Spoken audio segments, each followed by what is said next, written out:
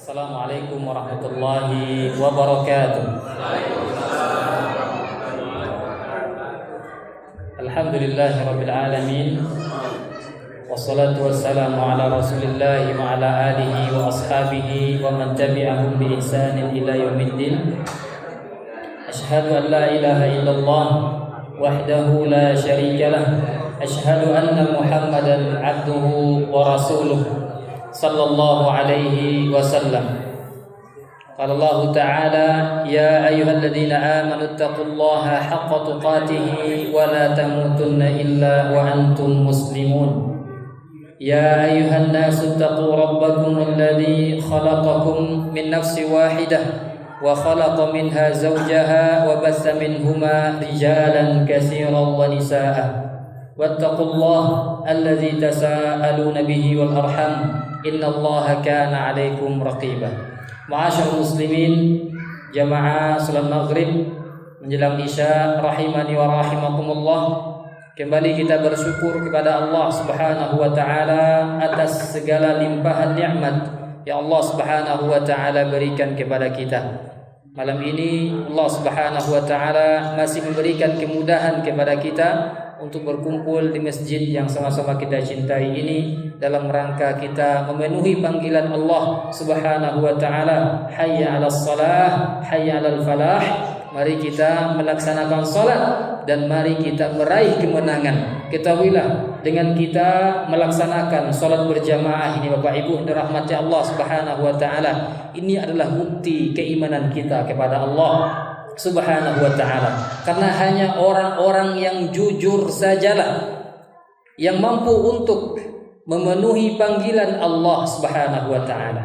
Hayya 'alas shalah, hayya 'alal falah. Allah mengatakan warka'u ma'ar raki'in. Ini dalil tentang wajibnya salat berjamaah, terutama bagi bapak-bapak. Bahwasanya sujudlah kalian, rukuklah kalian dengan orang-orang yang rukuk, maksudnya salat berjamaah. Dan ketahuilah salat ini Bapak Ibu dirahmati Allah Subhanahu wa taala, ibadah yang paling dicintai Allah Subhanahu wa taala. Seluruh syariat yang disyariatkan kepada kita, kepada Nabi Muhammad sallallahu alaihi wasallam untuk umat Islam, itu seluruhnya disyariatkan lewat Jibril alaihi salam di muka bumi ini. Akan tetapi tidak ada yang satu ibadah ini, yakni salat, itu langsung dijemput oleh Rasulullah sallallahu alaihi wasallam ke langit yang ketujuh pada malam Isra dan Mi'raj. Ya. Jadi untuk memperingati malam Isra dan Mi'raj ini Bapak Ibu, kita memperingatinya setiap hari, bukan sekali setahun, tapi setiap hari, 5 kali sehari kita memperingatinya. Karena inti dari malam Isra dan Mi'raj adalah menjemput ibadah salat.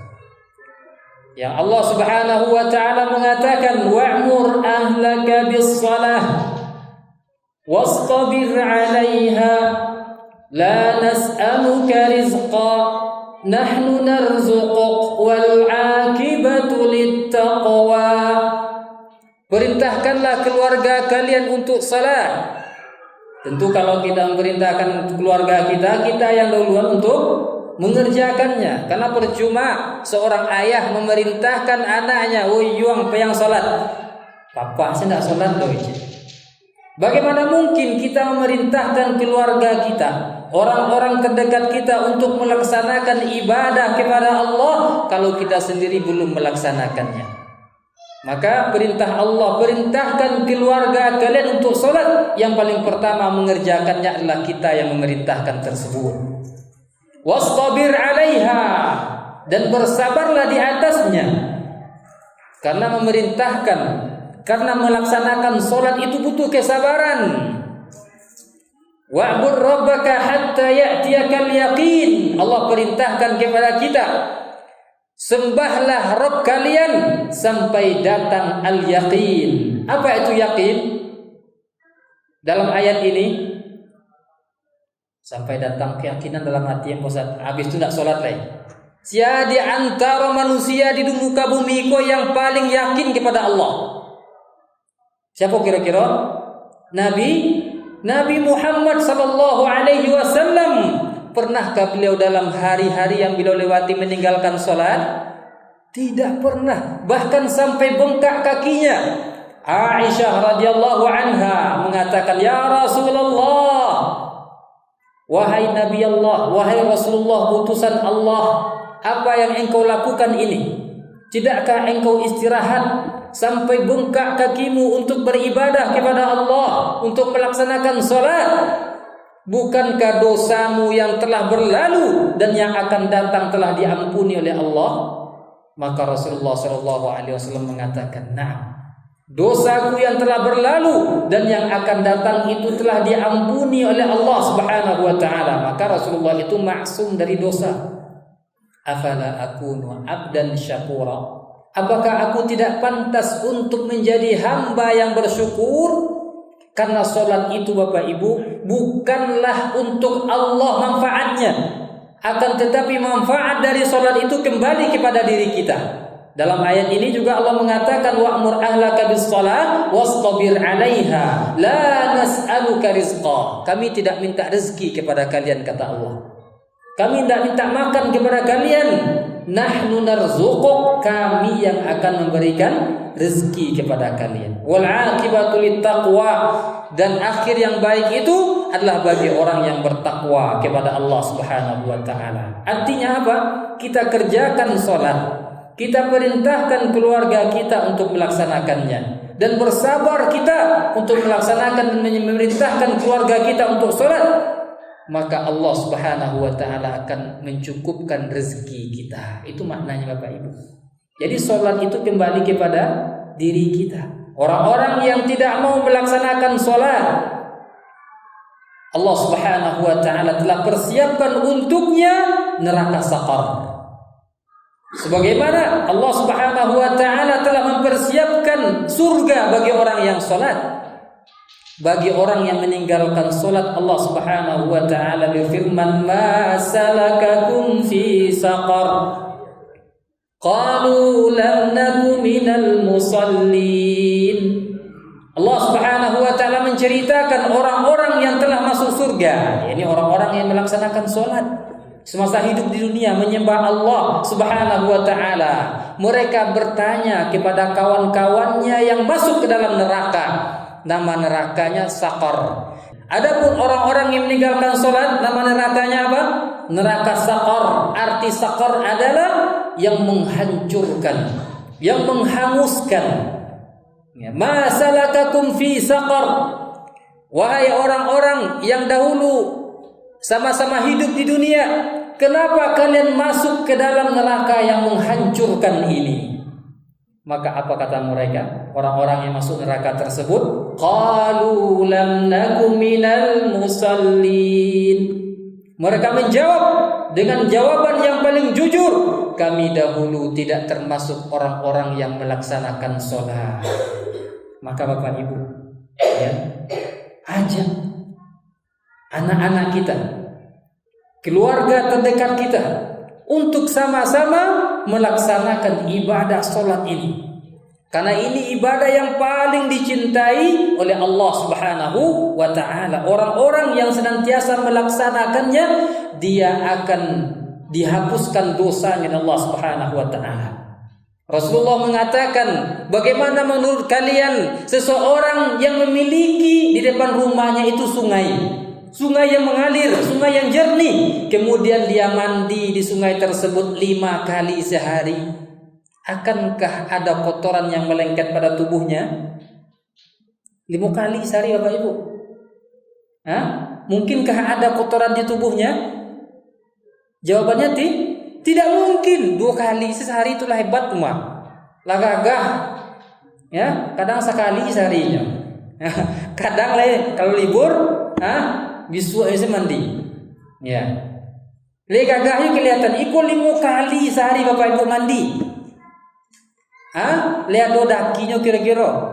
Nah, itu ibaratkan orang yang melaksanakan sholat 5 waktu. Antara sholat dengan sholat berikutnya, mukaffiratun lima bainahuma. Itu menghapuskan dosa antara sholat satu dengan sholat berikutnya. Menghapuskan dosa. Maka orang yang melaksanakan sholat 5 waktu, maka dia akan menghadap Allah Subhanahu wa ta'ala dalam keadaan tidak berdosa sedikit pun. Karena antara sholat satu dengan sholat berikutnya itu menghapuskan dosa-dosanya. Ma'asyiral muslimin dirahmati Allah Subhanahu wa ta'ala. Maka ibadah sholat ini kita jaga dengan sebaik-baiknya. Semampu kita bisa berjamaah, kita laksanakan berjamaah.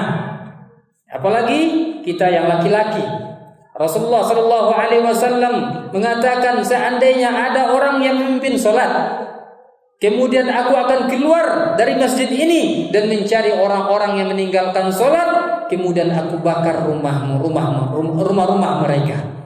Ini Rasulullah sallallahu alaihi wasallam sangat menginginkan umatnya untuk masuk ke dalam surga Allah Subhanahu wa taala dengan hanya melaksanakan ibadah salat 5 kali sehari dan semalam.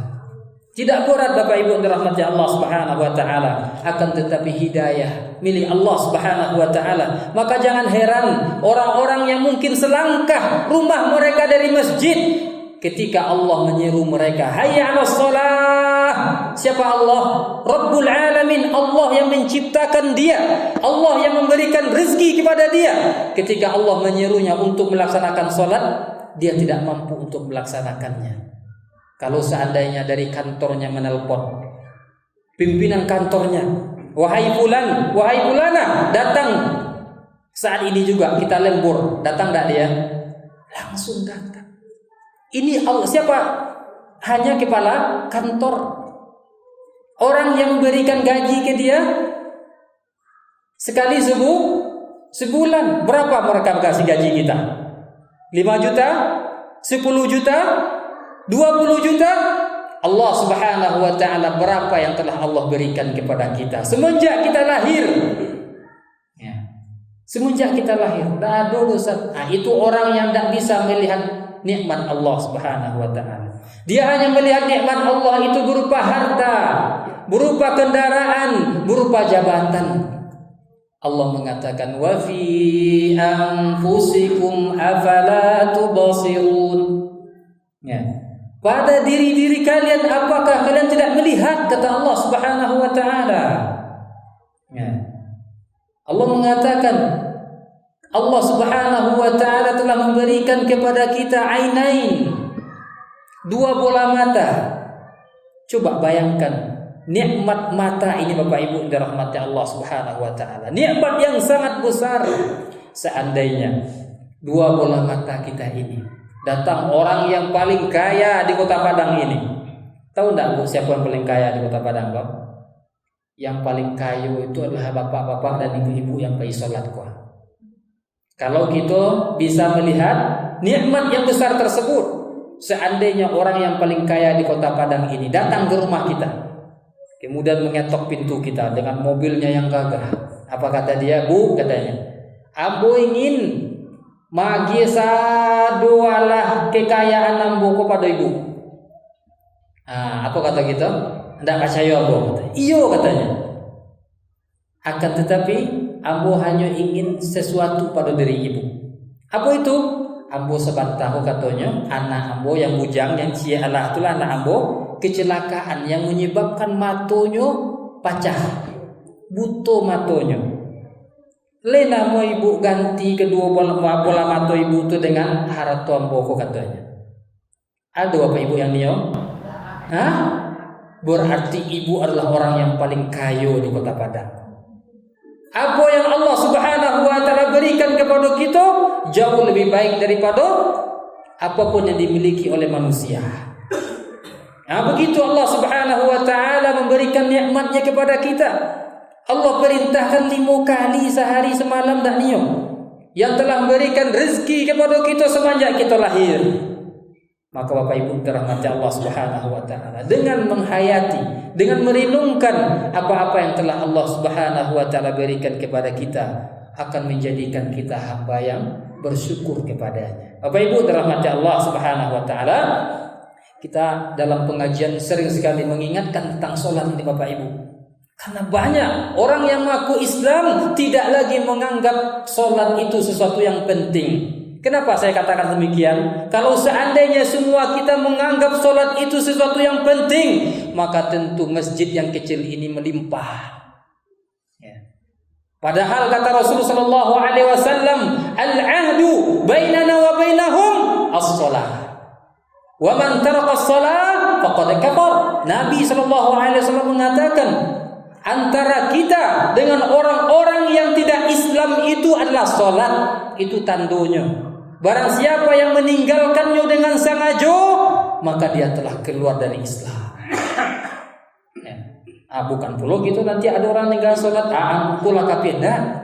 Perbuatannya Bapak Ibu, kita tidak mengkafirkan orang, tapi perbuatannya secara umum untuk mengkafirkan seseorang itu tidak mudah. Boleh jadi ketika orang yang mengatakan ambo tidak sholat, ambo malih, ambo yakin sholat itu wajib, tapi ambo sedang malih, maka orang seperti ini tidak keluar dari Islam. Tapi kalau ada orang mengatakan ambo tidak niyo melakukan sholat karena sholat itu tidak wajib dong, maka dia perbuatan atau ucapan seperti ini bisa mengeluarkan seseorang dari Islam. Bapak Ibu dirahmati Allah Subhanahu wa taala. Kajian kita pada malam hari ini kita akan membahas, judulnya adalah jangan buat Allah Subhanahu wa taala murka. Bapak Ibu masih ingat beberapa waktu yang lalu terjadi gempa. Ketahuilah Bapak Ibu dirahmati Allah Subhanahu wa taala, kalau aku mengecehan Bapak Ibu, terjadi dengan sendirinya, lah masuk dalam botol dalam bentuk model iko. Ada enggak Bapak Ibu percaya? Percaya enggak Bapak Ibu? Tidak mungkin. Atau masjid terjadi dengan sendirinya? Tidak mungkin. Seluruh apapun yang ada di muka bumi ini pasti ada sebabnya. Pertanyaannya, siapakah yang menggerakkan lempeng tersebut? Itu pertanyaannya. Siapa? Allah Subhanahu wa taala. Karena Allah Rabbul Alamin. Apa makna Rabb? Yang mengatur seluruh alam semesta ini. Dan gempa itu terjadi bukan dengan sendirinya. Ketahuilah dalam Islam itu ada ilmunya Bapak Ibu yang dirahmati Allah Subhanahu wa taala. Sebagaimana ayat yang kita baca tadi, idza zulzilatil ardu zilzalaha, itu ayat tentang gempa, itu hari kiamat.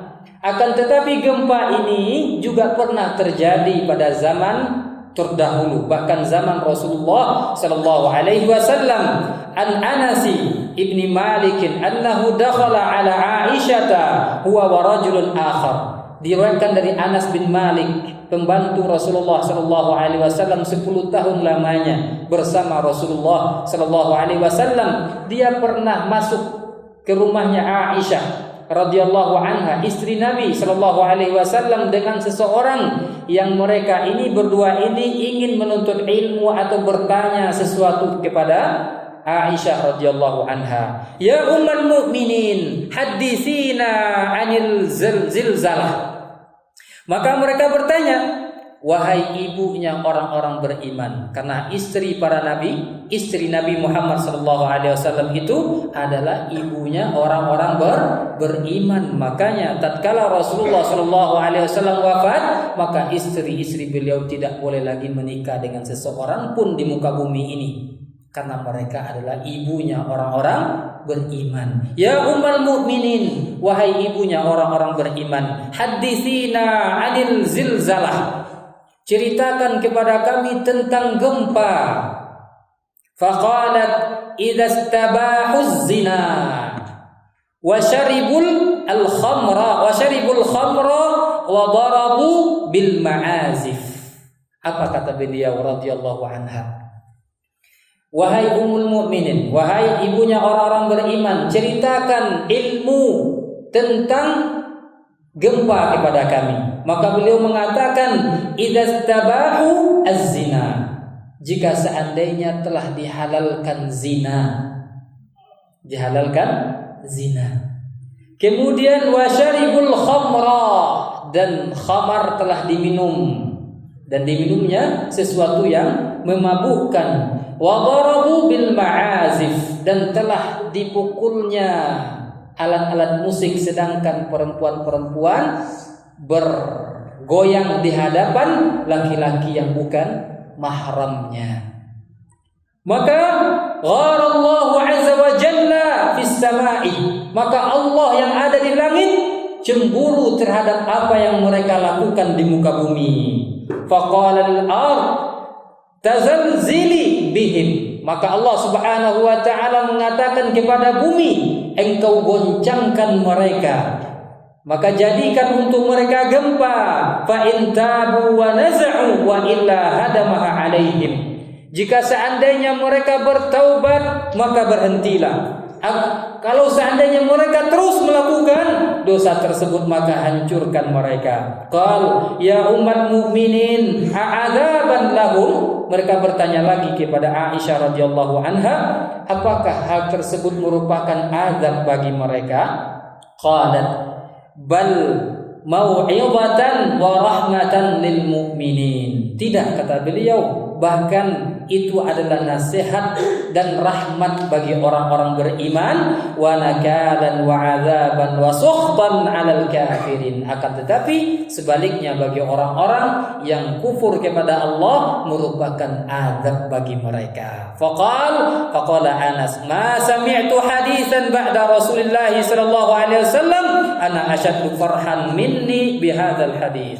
Aku, kata Anas bin Malik, aku sangat bahagia dengan mendengar hadis yang disampaikan oleh Ummul Mukminin tadi, bahwasanya benar terjadi gempa tersebut membunuh orang-orang beriman sekalipun, membunuh atau menghimpa orang-orang yang sedang sholat di masjid. Maka ini yang ditanyakan oleh Anas, apakah itu juga azab bagi mereka? Maka Aisyah mengatakan, bal mau'izatan wa rahmatan lil mu'minin, bagi orang-orang beriman itu merupakan sebuah nasihat dan rahmat bagi orang-orang yang mati di antara mereka. Ya, jadi kalau ada orang sedang sholat kemudian ditimpa oleh gempa, kemudian lantas kita mengatakan orang di masjid itu baru sholat, tidak. Ya. Akan tetapi hal tersebut adalah nasihat bagi orang yang hidup agar mereka semakin bertakwa kepada Allah, dan rahmat kematian syahid bagi orang-orang yang beriman kepada Allah Subhanahu wa taala. Karena orang ketika terjadi bencana itu Bapak Ibu, itu tidak mengenai orang-orang yang kafir saja, tetapi juga mengenai orang-orang yang beriman kepada Allah. Akan tetapi mereka akan dibangkitkan nanti sesuai dengan apa yang mereka perbuat. Idza zulzilatil ardu zilzalaha wa akhrajatil ardu athqalaha wa qala al insanu ma laha yawma idzin tuhaddisu akhbaraha bi anna rabbaka awhalaha yawma idzin yasdurun nasu ashtatan liyurau a'malahum. Pada hari itu, kata Allah, mereka keluar dari kuburan mereka dengan keadaan berkelompok-kelompok, liyurau a'malahum, untuk diperlihatkan apa yang telah mereka lakukan di muka bumi ini. Faman ya'mal mithqala dzarratin khairan yarah. Barang siapa yang beramal kebaikan walaupun hanya secuil saja dari kebaikan, maka Allah akan berikan pahala berlipat ganda kepadanya. Wa man ya'mal mithqala dzarratin syarran yarah. Barang siapa yang mengamalkan keburukan, kalau dia tidak bertaubat kepada Allah, maka Allah Subhanahu wa taala akan mendatangkan untuknya azab yang setimpal. Kaum muslimin dirahmati Allah Subhanahu wa taala. Ini penyebab dari Allah Subhanahu wa taala murka kepada manusia. Idza tabahus az-zina. Bagaimana kita menghalalkan zina? Bukan berarti ayo kita berzina, tidak, atau zina halal, tidak seperti itu Bapak Ibu. Akan tetapi tidak ada lagi yang namanya saling menasehati. Kita lihatlah beberapa hari lagi. Ya. Siapa di antara Bapak Ibu yang mau memberikan nasihat pertama dahulu kepada orang terdekat kita? Wahai anak gadisku, jangan engkau keluar malam ini. Untuk mencari apa? Mencari pergantian tahun. Ya. Apa yang mereka lakukan? Kalau seandainya mereka dijemput oleh orang-orang atau laki yang bukan mahramnya, Ini di antara bentuk penghalalan terhadap zina. Bayangkan Bapak Ibu, bayangkan. Adalah Ibu bisa lihat hotel atau penginapan yang paling penuh kapan? Tahun baru Bapak Ibu. Itu ndak ge orang yang lah menikahi situ loh. Ya. Maka kita ikat anak-anak kita, apalagi anak-anak gadis kita. Ya, jangan sampai mereka melakukan hal-hal yang tidak kita ingin. Bapak Ibu dirahmati Allah Subhanahu wa taala. Ya, kemudian diminumnya khamar, sesuatu yang memabukkan walaupun sedikit. Atau kemudian kita menghalalkan alat-alat musik, kemudian menyaksikan dengan enaknya laki-laki dengan perempuan yang bukan mahramnya bergoyang di hadapannya. Tidakkah kita merasa cemburu jika seandainya di antara perempuan-perempuan tersebut adalah ibu kita atau saudari kita atau anak-anak perempuan kita? Maka ketahuilah wahai kaum laki-laki yang suka melihat hal yang seperti itu, mereka perempuan-perempuan tersebut juga punya ayah, juga punya ibu, juga punya adik laki-laki, juga punya kakak laki-laki yang sesungguhnya mereka juga tidak rela anak perempuan mereka. Ya. Saudari-saudari mereka melakukan hal yang demikian.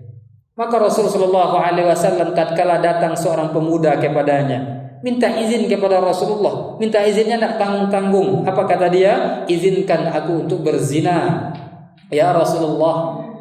Maka beliau mengatakan, sudihkah engkau punya ibu dizinai oleh orang lain? Tidak, katanya. Sudihkah engkau punya adik perempuan dengan zinai oleh orang lain? Maka tidak, katanya. Ketahui bahwasanya perempuan yang engkau zinai tersebut juga punya ayah, juga punya ibu, juga punya adik, juga punya saudara yang tidak ingin dia melakukan hal tersebut. Maka Rasulullah SAW memegang dadanya dan berdoa untuk pemuda ini. Kemudian dia mengatakan, tidaklah aku membenci sesuatu dosa pada saat ini kecuali adalah dosa az-zina. Akhirnya dia meninggalkan perbuatan tersebut. Bapak Ibu yang dirahmati Allah Subhanahu wa taala. Maka kita beralih pada perbuatan yang akan datang, yang telah berlalu. Dari apa-apa yang mendatangkan murka Allah Subhanahu wa taala telah kita jelaskan. Yang akan datang ini, yakninya umat Islam ikut-ikutan dalam merayakan hari raya yang bukan hari raya Islam. Surah Al-Ikhlas adalah orang-orang musyrikin bertanya kepada Rasulullah, "Unsub alaina rabbak." Wahai Muhammad, coba sebutkan nasab dari Tuhanmu. Karena orang-orang Yahudi mengatakan Uzair ibnullah. Uzair itu adalah anak Allah. Uzair ini Bapak Ibu juga seorang nabi yang diceritakan dalam surah Al-Baqarah. Dan dia meninggal dunia mati selama 100 tahun, kemudian Allah hidupkan kembali kepada kaumnya. Kemudian orang-orang Yahudi mengatakan ini adalah anak Allah. Isa mengatakan apa?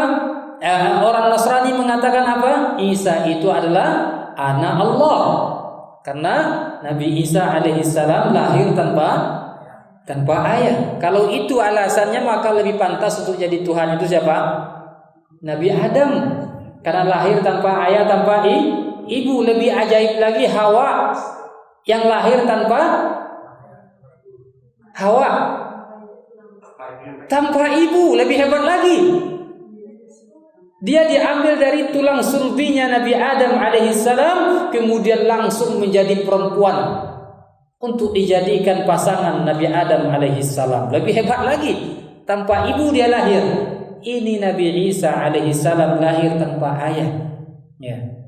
Dan itu bukanlah anak Allah Subhanahu wa taala. Dia adalah famathaluhu kamathali Adam, khalaqahu min turabin thumma yaqulu lahu kun fayakun. Permisalan Nabi Isa itu kata Allah Subhanahu wa taala, permisalan Nabi Adam alaihissalam. Kami ciptakan dia Nabi Adam dari tanah, kemudian kami cukup mengatakan kun fayakun, jadi maka jadilah. Tidak sulit bagi Allah Subhanahu wa taala untuk menjadikan perempuan itu hamil tanpa laki-laki yang menghamilinya. Dan Bapak Ibu dirahmati Allah Subhanahu wa taala, Allah menurunkan surat karena surat Al-Ikhlas ketika orang-orang musyrikin bertanya kepada Rasulullah SAW tentang nasab Allah Subhanahu wa taala. Karena orang-orang Quraisy musyrikin mengatakan malaikat itu anak-anak Allah Subhanahu wa taala. Maka Allah menurunkan surat Qul huwallahu ahad. Katakan wahai Muhammad, dialah Allah yang Maha Esa. Allahus Samad, dialah Allah tempat bergantung segala sesuatu. Lam yalid wa lam yulad, tidak beranak dan tidak pula diperanakkan. Walam yakul lahu kufuwan ahad, dan tidak ada sesuatu pun yang sebanding dengan Allah Subhanahu wa taala. Karena setiap yang lahir pasti akan mati, dan setiap yang mati pasti diwarisi. Ya, maka Allah Subhanahu wa taala yalid wa lam yulad, tidak beranak dan tidak juga diperanakkan. Oke, ini Allah Rabbul Alamin, Allah Subhanahu wa taala menceritakan Allah sangat murka dalam surah Maryam ayat 88 90 sampai 92. Allah mengatakan wa qalu ittakhadhar rahmanu walada laqad ji'tum syai'an idda takadu as-samawati yatafattarna minhu wa tanshaqqul ardu wa takhirrul jibalu hatta an da'u lirrahmani walada ma yanbaghi lirrahmani an yattakhidha walada. Dan mereka berkata, Tuhan yang Maha Pemurah itu mempunyai anak. Wa qalu ittakhadhar rahmanu walada. Mereka mengatakan, yakni orang Nasrani, Allah Ar-Rahman itu memiliki anak. Laqad ji'tum syai'an iddah. Sesungguhnya kamu telah mendatangkan sesuatu perkara yang sangat mungkar. Takadus samawati yatafattarna minhu. Hampir-hampir saja langit itu pecah karena ucapan mereka, dan bumi itu terbelah dan gunung-gunung itu runtuh. Anda'u lirrahmani walada, karena mereka mengatakan Ar-Rahman, Allah Subhanahu wa taala yang Maha Pemurah itu memiliki anak. Wa ma yanbaghi lirrahman an yattakhidha walada. Maka tidak layak bagi Tuhan yang Maha Pemurah itu untuk mengambil atau memiliki seorang anak. Maka ini ayat yang jelas-jelas menyampaikan kepada kita bahwasanya tidak boleh kita mengatakan Allah Subhanahu wa taala itu memiliki anak atau ikut serta dengan orang-orang yang merayakan kelahiran anak Tuhan. Begitu juga dengan 2 hari yang akan datang ini. Itu bukan hari raya kita, bukan hari raya umat Islam. Ketahuilah Bapak Ibu yang dirahmati Allah Subhanahu wa taala, bahwasanya tahun baru itu pertama kali dirayakan pada tanggal 1 Januari tahun 45 sebelum Masehi, yaitu ketika tidak lama setelah raja yang nama Julius Caesar dinobatkan sebagai Kaisar Roma. Dia membuat penanggalan dan kemudian menjadikan 1 Januari itu adalah awal dari penanggalan mereka. Dan beliau mengganti nama-nama dari bulan. Yang pertama, nama beliau sendiri Julius menjadi Juli. Itu awal bulannya bernama Quintilis. Kemudian juga nama bulan Sextilis diganti dengan nama pengganti beliau setelahnya Kaisar Augustus yang menjadi bulan Agustus. Maka kalau kita lihat Bapak Ibu sejarah dari bulan Masehi itu jelas itu bukan dari Islam. Kita ada namanya penanggalan Hijriyah semenjak hijrahnya Rasulullah Sallallahu Alaihi Wasallam. Jadi merayakan hari tahun baru, orang Islam yang ikut merayakan hal tersebut, maka mereka menyerupai orang-orang di luar Islam, karena itu adalah hari raya mereka. Nabi Shallallahu Alaihi Wasallam telah mengingatkan, man tashabbaha biqaumin fahuwa minhum. Barang siapa yang ikut serta dalam perayaan-perayaan orang-orang di luar Islam, maka mereka termasuk pada golongan tersebut. Lantas bagaimana caranya kita melewati malam tahun baru, Ustaz? Ya kayak malam biasanya, Bu. Kita lalu pada Isya, bangun tengah malam, salat tahajud kayak biasa. Bahkan kalau seandainya kita adukan zikir basamo di masjid, asamo juga merayakan sesuatu yang tidak dirayakan oleh Rasulullah sallallahu alaihi wasallam. Kan rancak Ustaz zikir, bukan masalah rancaknya. Pertanyaan, pernah enggak Rasulullah dan para sahabatnya ketika malam tahun baru, dari dulu lah tahun baru, Bu. Ya. Pernah enggak beliau mengumpulkan para sahabat untuk mereka zikir bersama? Jawabannya adalah tidak. Maka kita melewati malam tersebut sebagaimana malam-malam biasanya. Maka kita ajak keluarga kita untuk tetap di rumah, ya. Apalagi anak-anak bujang dan anak-anak gadis kita. Jangan biarkan mereka keluyuran, Bapak Ibu. Itu menyusahkan pemerintahan kepolisian ya untuk menghalau mereka pulang. Sekarang ini, kemarin alhamdulillah kami audiensi dengan bapak-bapak kita kepolisian. Tolong Ustaz, ajak orang-orang tua itu untuk kembali memberikan nasihat atau memegang anak-anak bujang mereka. Sebab sekarang ini yang terjadi adalah di mana-mana terjadi tawuran. Terjadi tawuran. Bahkan mereka melakukan hari Jumat tawuran. Habis Jumat mereka langsung tawuran. Bapak Ibu dirahmati Allah Subhanahu wa taala. Yang kedua, bahwasanya tatkala kita melaksanakan atau melakukan perayaan malam tahun baru tersebut, maka sesungguhnya kita telah termasuk ke dalam golongan yang disebutkan oleh Rasulullah sallallahu alaihi wasallam, la taqumus sa'ah hatta ta'khudhu ummati bi akhdhil quruni qablaha shibran bi shibrin wa dhira'an bi dhira'in. Kiamat tidak akan terjadi hingga umatku mengikuti jalan generasi-generasi sebelum mereka, sejengkal demi sejengkal, sehasta demi sehasta. Faqila ya Rasulullah kafarisa war rum, faqal wa minan nasi illa ulaik.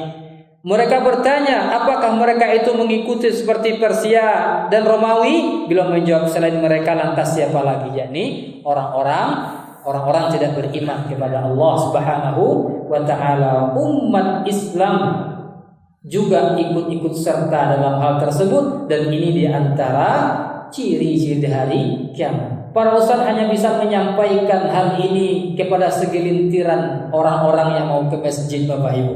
Adapun selebihnya lihatlah nanti. Yang paling bersemangat untuk menghambur-hamburkan harta pada malam tersebut siapa? Orang Islam juga, ya. Lihatlah nanti, nggak bisa tidur kita, Bapak Ibu, nggak bisa tidur, ya. Tengah malam, jam 12 malam, mereka mulai membunyikan apa? Kembang api dan lain sebagainya. Walaupun demikian, kita tidak berputus asa untuk menyampaikan hal ini kepada kita. Makanya tadi Bapak Ibu, ketika ada pemberitahuan Ustaz nanti ke Baitur Rahmah, kami sangat bahagia sekali. Walaupun hari hujan, tetap kita usahakan untuk datang. Karena ingin menyampaikan ini. Karena kalau di luar sana tidak mau lagi orang mendengarkan. Yang mau mendengarkan ayat-ayat tentang larangan untuk jangan sampai kita mengikuti apa langkah-langkah orang-orang Nasrani dan orang Yahudi, hanyalah orang-orang yang melangkahkan kaki mereka ke masjid Allah Subhanahu wa taala. Di saat yang lainnya mungkin enggan untuk datang ke masjid Allah Subhanahu wa taala. Cukup bagi kita ya apa yang disebutkan Rasulullah sallallahu alaihi wasallam, la tattabi'unna sananal ladzina min qablikum shibran bi shibrin wa dhira'an bi dhira'in hatta law dakhalu fi juhri dhabbi lattaba'tumuhum. Qulna ya Rasulullah al yahud wan nasara? Qala na'am.